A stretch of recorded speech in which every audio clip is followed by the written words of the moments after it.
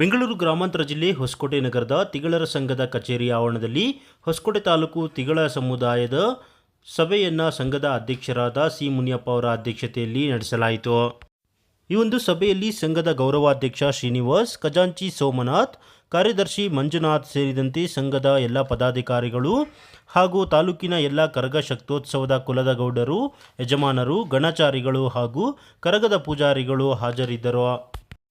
ಇನ್ನು ಈ ಒಂದು ಸಭೆಯಲ್ಲಿ ಹೊಸಕೋಟೆ ತಾಲೂಕಿನ 19 ಗ್ರಾಮಗಳಲ್ಲಿ ಕರಗ ಮಹೋತ್ಸವಗಳನ್ನು ಆಚರಣೆ ಮಾಡಿದ್ದು, ಸರ್ಕಾರದ ವತಿಯಿಂದ ನೀಡುವ ಅನುದಾನವನ್ನು ಪಡೆಯುವುದರ ಬಗ್ಗೆ ಹಾಗೂ ಸಂಘದ ದಾವೆ ಉಚ್ಚ ನ್ಯಾಯಾಲಯದಲ್ಲಿ ಇರುವ ಬಗ್ಗೆ, ಸಂಘದ ಉಳಿಕೆ ಕಾಮಗಾರಿಗಳನ್ನು ನಡೆಸುವ ಬಗ್ಗೆ ಸೇರಿದಂತೆ ಮುಂದಿನ ದಿನಗಳಲ್ಲಿ ಪ್ರತಿಭಾ ಪುರಸ್ಕಾರ ವಿತರಣೆ ಮಾಡುವ ಬಗ್ಗೆ ಎಲ್ಲ ಸದಸ್ಯರ ಸಮ್ಮುಖದಲ್ಲಿ ಕೂಲಂಕುಷವಾಗಿ ಚರ್ಚೆಯನ್ನು ನಡೆಸಲಾಯಿತು.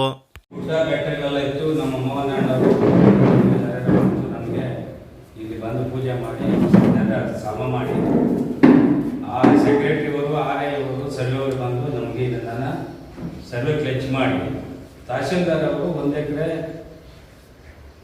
35 ಗುಂಟೆ ಇವ್ರಿಗೆ ಮಂಜೂರು ಮಾಡ್ಬೋದು ಅಂತೇಳಿ ಸರ್ಕಾರಕ್ಕೆ ಒಂದು ಶಿಫಾರಸು ಕೊಟ್ಟರು. ಇದ್ರ ಮೇಲೆ ಇಲ್ಲಿಂದ HV ನಾಗರಾಜನ್ ಅವರು ನಮ್ಮ ಮೇಲೆ AC ಹತ್ರ ಅಪೀಲ್ ಹೋದ್ರು ಕೇಸ್ ಹಾಕಿದ್ರು. AC ಅವರು ಅವ್ರ ಅರ್ಜಿನ ವಜಾ ಮಾಡಿ ಅವ್ರ ದಾಖಲೆಲ್ಲ ವಜಾ ಮಾಡಿ ನಮಗೆ 1 ಎಕರೆ 15 ಗುಂಟೆಯನ್ನು ತಿಗಳು ಸಂಘಕ್ಕೆ 20 ಗುಂಟೆ ಸಾರ್ವಜನಿಕರ ರಸ್ತೆ ಮತ್ತು ಅಂತೇಳಿ ಪುರಸಭೆಗೆ ಸೇರ್ತದೆ ಅಂತೇಳಿ ಅವತ್ತು ತೀರ್ಮಾನ ಮಾಡಿ AC ಅವರು ಒಂದು ಆದೇಶ ಮಾಡಿದ್ರು. ಆಮೇಲೆ ಟ್ರಿಬ್ಯುನಲ್ಗೆ ಹೋದ ನಾಗರಾಜ್ ಟ್ರಿಬ್ಯುನಲ್ಗೆ ಹೋದ ಮೇಲೆ ಅಲ್ಲಿ KETನಲ್ಲಿ ನಮ್ಮ ಪರವಾಗಿಯೇ ಆದೇಶ ಆಯಿತು. AC ಅವರು ಏನೇ ಆದೇಶ ಮಾಡಿದ್ರು KETನಾಗೂ ಆದೇಶ ಮಾಡಿದ್ರು, ನಾಗರಾಜ್ ವಜಾ ಆಯಿತು. ಆಮೇಲೆ ಡಿಸ್ಟ್ರಿಕ್ಟ್ ಸಿವಿಲ್ ಕೋರ್ಟಲ್ಲಿ ಕೇಸು ನಡೀತು. ಅಲ್ಲಿ ನಡೆದಾಗ ಸುಮಾರು ಅಲ್ಲಿ 6 ವರ್ಷ 8 ವರ್ಷ ನಡೀತು, 10 ವರ್ಷ ಕೇಸ್ ನಡೀತು. ಎಲ್ಲ ನಡೆದಾದ್ಮೇಲೆ ಅವ್ರ ಅರ್ಜಿನ ಕೇಸನ್ನ ಡಿಸ್ಮಿಸ್ ಮಾಡಿ 1 ಎಕರೆ 15 ಗುಂಟೆ ತಿಗಳು ಸಂಘಕ್ಕೆ ಕೊಟ್ಟು ಇನ್ನು ಉಳಿಕೆ ಜಮೀನನ್ನ ಸಾರ್ವಜನಿಕರು ಓಡಾಡಕ್ಕೆ ಮೀಸಲಿಡಬೇಕು ಅಂತೇಳಿ ಸರ್ಕಾರ ಒಂದು ಆದೇಶ ಅಲ್ಲಿ ಕೋರ್ಟಲ್ಲಿ ತೀರ್ಮಾನ ಆಯಿತು. ತೀರ್ಮಾನ ಆದಮೇಲೆ ಈಗ ನಾವು ಹೈಕೋರ್ಟ್ಗೆ ಒಂದು ಬಿಟ್ಟು ಇದಾಗಿದ್ದೀವಿ ಮುಂಜಾಗ್ರತೆ. ಅವರು ಕೋರ್ಟ್ಗೆ ಹೋಗಿ ಏನು ಮಾಡಿದ್ರೆ ಈ ಏನು ಬಿಲ್ಡಿಂಗ್ಗಳು ಕಾಂಪೌಂಡು ಏನೇನು ಮಾಡಿದ್ದೀವಿ ಹಿಂಗೆ ಇರಬೇಕು, ಬೇರೆ ಏನು ಮಾಡಬಾರ್ದು, ಯಥಾಸ್ಥಿತಿ ಅನ್ನೋದೇಳಿ ಒಂದು ಆದೇಶ ಮಾಡಿದ್ರು. ಅದಕ್ಕೆ ಮೊನ್ನೆ ನಾವು tahsildar report, AC report, DC ಕೋರ್ಟ್ಗಳಲ್ಲಿ ಏನೇನಾಗೈತು ತಹಸೀಲ್ದಾರ್ದೇ ಒಂದು ಅಪ್ಡೇಟ್ ಮಾಡಿ ಕೋರ್ಟ್ ಕೊಟ್ಟಿದ್ವಿ. ತಹಸೀಲ್ದಾರ್ ಕಡೆಯಿಂದ ತಹಸೀಲ್ದಾರಿಂದ ಕೊಟ್ಟಿದ್ದೀವಿ. 20ನೇ ತಾರೀಕು ಮೊನ್ನೆ ಅವ್ರಿಗೆ ಲಾಯರ್ನು ದುಡ್ಡು 20,000 ಕೊಟ್ಬಿಟ್ಟು ಆ ಡಾಕ್ಯುಮೆಂಟ್ ಕೊಟ್ಟು ನಾರಾಯಣ ಸ್ವಾಮಿ ಮಂಜು ನಾವು ಕೊಟ್ಬಿಟ್ಟು ಬಂದಿದ್ದೀವಿ. ಸಭೆಯ ಬಳಿಕ ಸಂಘದ ಅಧ್ಯಕ್ಷರಾದ ಸಿ ಮುನಿಯಪ್ಪ ಅವರು ಸುದ್ದಿಗಾರರೊಂದಿಗೆ ಮಾತನಾಡಿ, ಈಗಾಗಲೇ ಸರ್ಕಾರ ಕರಗ ಮಹೋತ್ಸವಗಳಿಗೆ ಅನುದಾನವನ್ನು ನೀಡುತ್ತಿದ್ದಾರೆ. ಆದರೆ ಸರ್ಕಾರ ನೀಡುವಂತಹ ಅನುದಾನ ಯಾವುದೇ ರೀತಿಯಾಗಿ ಸಾಕಾಗುತ್ತಿಲ್ಲ. ಆದ್ದರಿಂದ ಕರಗ ಮಹೋತ್ಸವಗಳಿಗೆ ತಲಾ 5 ಲಕ್ಷ ರುಗಳ ಅನುದಾನವನ್ನು ನೀಡುವಂತೆ ನಮ್ಮ ಸಮಿತಿ ವತಿಯಿಂದ ಸರ್ಕಾರಕ್ಕೆ ಮನವಿಯನ್ನು ಸಲ್ಲಿಸುತ್ತೇವೆ ಎಂದು ತಿಳಿಸಿದರು.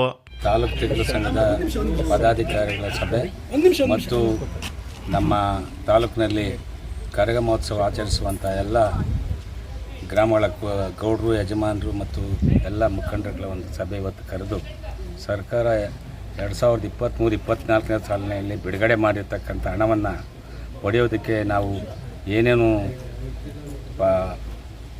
ದಾಖಲೆಗಳನ್ನು ಅಳವಡಿಸ್ಬೇಕು ಅಂತೇಳಿ ಇವತ್ತು ತೀರ್ಮಾನ ಮಾಡಿ ಕನ್ನಡ ಮತ್ತು ಸಂಸ್ಕೃತಿ ಇಲಾಖೆಗೆ ಕಳಿಸ್ಕೊಡ್ಬೇಕು ಅಂತೇಳಿ ಎಲ್ಲರಿಗೂ ಒಂದು ಸಲಹೆ ಸೂಚನೆಯನ್ನು ಕೊಟ್ಟಿದ್ದೀರಿ.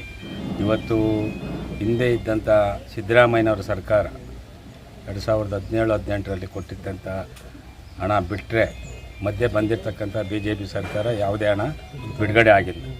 ಈಗ 23-24ನೇ ಸಾಲಕ್ಕೆ 24ನೇ ಸಾಲಕ್ಕೆ ನಮ್ಮ ರಾಜ್ಯದ ಎಲ್ಲ ಕರಗ ಮಹೋತ್ಸವಗಳಿಗೆ ಹಣ A category, B category, C category ಅಂತೇಳಿ ಅವರವರ ಏನು ಖರ್ಚು ವೆಚ್ಚ ಮಾಡ್ತಾರೆ ಅದ್ರ ಮೇಲೆ ಹಣ ಬಿಡುಗಡೆ ಮಾಡ್ತಾರೆ. ಅದಕ್ಕೆ ಇವತ್ತು ನಮ್ಮ ಎಲ್ಲ ತಾಲೂಕಿನ ಎಲ್ಲ ನಮ್ಮ ಸಮಾಜ ಮುಖಂಡರನ್ನೆಲ್ಲ ಕರೆದು ಅವರಿಗೆ ಸಲಹೆ ಸೂಚನೆ ಕೊಟ್ಟು ಅದಕ್ಕೆ ಹಣ ಪಡೆಯೋದಕ್ಕೆ ಯಾವ ರೀತಿ ಪಡಿಬೇಕು ಅಂಥೇಳಿ ಅದನ್ನು ತಹಸೀಲ್ ಮುಖಾಂತರ DC ಅವರಿಗೆ ಭೇಟಿ ಮಾಡಿ ಪಡೆಯೋದಕ್ಕೆ ಎಲ್ಲ ಪ್ರಯತ್ನ ಮಾಡಬೇಕು ಅಂಥೇಳಿ ನಾನು ಇವಾಗಲೇ ಸಭೆಯಲ್ಲಿ ಚರ್ಚೆ ಮಾಡಿದ್ದೀವಿ. ಮತ್ತು ಮುಂದಿನ ನಾವು ಈಗಾಗಲೇ ಪ್ರತಿಭಾ ಪುರಸ್ಕಾರ ವಿತರಣೆ ಮಾಡಬೇಕಾಗಿತ್ತು. ಕಳೆದ ಲೋಕಸಭೆ ಚುನಾವಣೆ ಇವೆಲ್ಲ ಬಂದಿದ್ದರಿಂದ ಮುಂದಿನ ತಿಂಗಳು ಆಗಸ್ಟ್ ತಿಂಗಳಲ್ಲಿ ಪ್ರತಿಭಾ ಪುರಸ್ಕಾರ ಕೊಡೋದಕ್ಕೆ ಎಲ್ಲ ಒಮ್ಮತವಾಗಿ ತೀರ್ಮಾನ ಮಾಡಿದ್ದೀನಿ. ಆ ಒಂದು ಪ್ರತಿಭಾ ಪುರಸ್ಕಾರವನ್ನು ವಿತರಣೆ ಮಾಡೋದಕ್ಕೆ ನಾವು ಎಲ್ಲ ಸಿದ್ಧತೆಗಳು ಮಾಡ್ಕೊಂಡಿದ್ದೀವಿ. ಬಿ ಕ್ಯಾಟಗಿರಿ, ಸಿ ಕ್ಯಾಟಗಿರಿ ಅಂತ ಕೊಡ್ತಾರೆ. ಹೊಸಕೋಟೆ ಟನ್ನು ನಾವು ದೊಡ್ಡ ಪ್ರಸಿದ್ಧವಾದ ನಗರದಲ್ಲಿ ನಡೆಯೋದ್ರಿಂದ ಅದಕ್ಕೆ ಜಾಸ್ತಿ ಕೊಡ್ತಾರೆ, 3 ಲಕ್ಷ ಕೊಡ್ತಾರೆ. ಇನ್ನೊಂದು ಕ್ಯಾಟಗಿರಿಗೆ ಕಸ್ಬಾ ಬಿ ಕ್ಯಾಟಗಿರಿ 2 ಲಕ್ಷ ಕೊಡ್ತಾರೆ, ಇನ್ನೊಂದಕ್ಕೆ 1.5 ಲಕ್ಷ ಕೊಡ್ತಾರೆ. ಇದು ಈ ಕೊಡೋದೇನೂ ಸಾಕಾಗಲ್ಲ. ಇವತ್ತು 16 ಲಕ್ಷ ಖರ್ಚು ಮಾಡ್ತೀವಿ, ಕನಿಷ್ಠ 5 ಲಕ್ಷ ಆದರೂ ಸರ್ಕಾರ ಬಿಡುಗಡೆ ಮಾಡಬೇಕು. ಬಿಡುಗಡೆ ಮಾಡಿ ಇಂಥ ಕರಗ ಮಹೋತ್ಸವಗಳಿಗೆ, ಏಕೆಂದರೆ ನಮ್ಮ ಸಮಾಜಕ್ಕೆ ಇರೋದು ಇದೊಂದೇ ನಮ್ಮ ಕರಗ ಮಹೋತ್ಸವ. ಬೆಂಗಳೂರಿನಲ್ಲಿ ನಡೆಯುವಂಥ ಒಂದು ಜಯಂತಿ, ದ್ರೌಪದಿ ಜಯಂತಿ ಈ ಕರ್ನಾಟಕಕ್ಕೆ ಒಂದು ಹೆಸರು ಪಡೆದಿರೋದು. ಅದೇ ರೀತಿ ನಮ್ಮ ರಾಜಧಾನಿ ಹೊಸಕೋಟೆ ಕೂಡ, ನಮ್ಮ ಹೊಸಕೋಟೆ ತಾಲೂಕಿಗೆ 50 ಕುರಿ ತೇರಿರ್ಬೋದು, ಕರಗ ಇರ್ಬೋದು.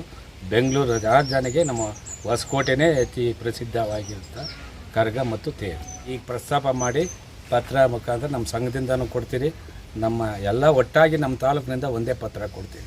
ಕನಿಷ್ಠ 5 ಲಕ್ಷ ಬಿಡುಗಡೆ ಮಾಡಬೇಕು.